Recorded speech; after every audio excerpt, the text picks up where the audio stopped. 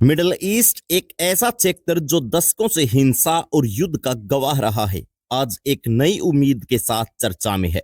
Israel और Lebanon के बीच ऐतिहासिक संघर्ष विराम का ऐलान हुआ है। इस समझौते ने दुनिया का ध्यान खींचा है, लेकिन सवाल यह है कि क्या यह स्थायी शांति लाने का कदम होगा या केवल एक अस्थायी समाधान। जैसे कहते हैं, जहां चाह वहां राह। क्या यह राह शांति तक ले जाएगी? आइए जानते हैं इस संघर्ष विराम की पूरी कहानी। लेकिन उससे पहले अगर आप हमारे चैनल पर नए हैं तो प्लीज हमारे चैनल को सब्सक्राइब कीजिए, क्योंकि यह आपके लिए एक सेकंड का काम है, लेकिन इससे हमारी बहुत बड़ी मदद होती है। यह कहानी सिर्फ दो देशों की नहीं है, यह दशकों पुरानी दुश्मनी की कहानी है। इजराइल और हिजबुल्लाह के बीच संघर्ष 1980 के दशक में शुरू हुआ, जब हिजबुल्लाह ने लेबनान में इजराइल के खिलाफ अभियान चलाया। हाल ही में सीमा पर झड़पें इतनी बढ़ गई कि दोनों देशों की सेनाओं ने बड़े पैमाने पर हमला शुरू कर दिया। इस संघर्ष में मासूम नागरिक फंसे और हजारों लोगों को अपने घर छोड़ने पड़े। संयुक्त राष्ट्र और अन्य अंतर्राष्ट्रीय संस्थाएं इस स्थिति को रोकने के लिए लंबे समय से काम कर रही थी। संयुक्त राष्ट्र ने इजराइल और लेबनान के नेताओं को बातचीत के लिए राजी किया। अमेरिकी राजनयिकों ने समझौता करवाने में अहम भूमिका निभाई। यूरोप के कई देशों ने इस वार्ता में मध्यस्थता की और संघर्ष विराम की कई जो मुख्य शर्तें हैं वो हैं कि दोनों पक्ष अब सीमा पर हमला नहीं करेंगे, मानवीय सहायता को सुरक्षित मार्ग मिलेगा और बंदियों की अदला बदली पर बातचीत जारी रहेगी। जैसा कि कहते हैं, अच्छी शुरुआत आधी जीत है, लेकिन यह सिर्फ शुरुआत है।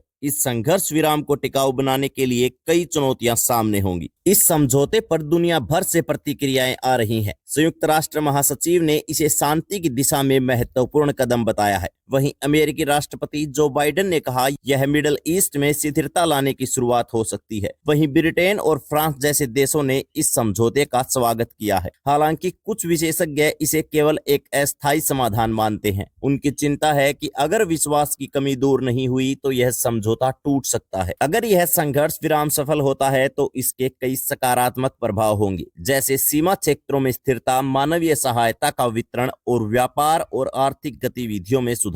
लेकिन यदि यह असफल होता है तो यह क्षेत्र और अधिक हिंसा का शिकार हो सकता है। यह कहना गलत नहीं होगा कि शांति का सपना देखना आसान है, लेकिन उसे साकार करना बहुत ही चुनौतीपूर्ण। तो दोस्तों, यह संघर्ष विराम मिडल ईस्ट में शांति लाने की दिशा में एक महत्वपूर्ण कदम है, लेकिन यह तभी टिकेगा जब दोनों पक्ष विश्वास और सहमति से काम करेंगे। तो आपको क्या लगता है कि क्या यह समझौता स्थायी शांति लाएगा? हमें कमेंट में अपनी राय जरूर बताएं। साथ ही अंतर्राष्ट्रीय मुद्दों पर सटीक और विस्तृत जानकारी के लिए हमारे चैनल नेशन हट को सब्सक्राइब करना न भूलें। जय हिंद, जय भारत, धन्यवाद।